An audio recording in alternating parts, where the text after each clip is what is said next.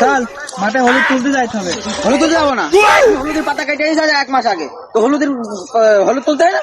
বাড়ি ঘরে মা ক্যাট ক্যাট করে প্রতিদিন চাল নেই ডাইল নেই, প্রতিদিন মাসে বাড়িতে যাই আনা যায় নাকি? তো হলুদ না তুললে ব্যস্ত কি তুমি চাল ডাল কিনবা কি? আরে চুপ করে, চল আগে হলুদ তুলে আসি গে। তোর মা তো বলে আজকে নুন নেই ঝাল নেই কালকে ডাইল নেই, আগে চল তো আগে হলুদ তুলে আসি। তো যাচ্ছিস না? তুমি কোন যাচ্ছ সমুদ্রের পকেট কি করবো? এই আমাকে হলুদের ভুল পার হয়ে তুমি যাচ্ছ কোন? তাই তোরে আমি আমার ভুই পার করে আমি হাইগুই ভুই চলে যাচ্ছি। তুমি তো প্রতিদিন ওই কথা বলো, প্রতিদিন নিজের ভুই পার করে তুমি পরের ভুই চলে যাও। হ্যাঁ, আর দেখি তোমার থলির মত কি, দেখি দেখি দেখি তোমার থলির মত কি? দেখি ছাড়ো ছাড়ো ছাড়ো, তোমার থলি ছাড়ো। আরে সুমনের ছেলে ও কিছু না, মাঠে আসলে আর একটু আগান বাগানে যাতে হয় না, তাই একটু বদনা লাগে। ও তাহলে তুমি বদনা নিয়ে আসো প্রতিদিন গান বাগানের জন্য?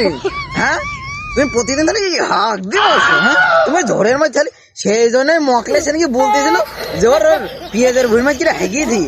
হ্যাঁ, ওই সে কথা আমার কাছে বলতেছিল কিরা হেগিয়ে দিই। তাহলে তুমি এই কাজ করাও, দাঁড়াও। আরে সুমনের ছেলে শুভ শুভ, তুই তো আমার ইজ্জত নিলে মাঠে ঘাটে করে ফেলবেন, তুই আমার তুমি যে ফেললি নাকি? সরো সরো, তোমরা মাঠে এসে মারামারি করছো কেন? যে বাপ ছেলে মাঠে এসে লাগাইলে কি মারামারি করছো? বাড়িতে মারামারি করো গা। আবার শোনো, তুমি যে মাঠে যাই গান বাগান হেগিয়ে বেড়াও, আমি কি ওর কাছ করিয়ে দেবো নাকি?